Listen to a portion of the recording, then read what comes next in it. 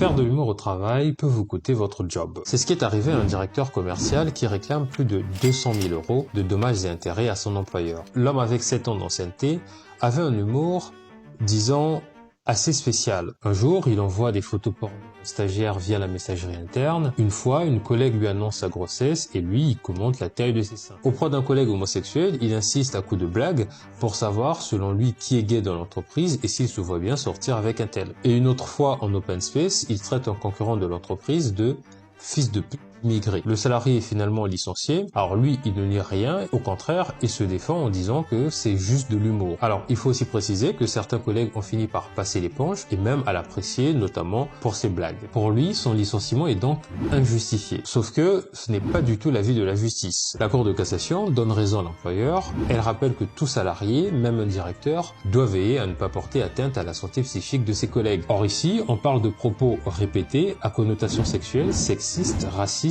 et homophobe. Des propos dégradants qui peuvent donc nuire à la santé psychique de ses collègues. Et ça, pour les juges, c'est inacceptable dans l'entreprise. Même si c'est juste pour rire, même si certains collègues considèrent que ça fait partie de l'ambiance de travail. Conclusion, pour la justice, c'est bien une faute grave, donc pas de préavis, donc aucune indemnité de licenciement, adieu les 200 000 €. Est-ce que vous pensez que la justice devient trop sévère avec l'humour ou doit-on sanctionner ce type d'humour même quand les collègues ne le prennent pas mal? N'hésitez pas à me donner votre avis en commentaire et surtout, abonnez-vous à la chaîne.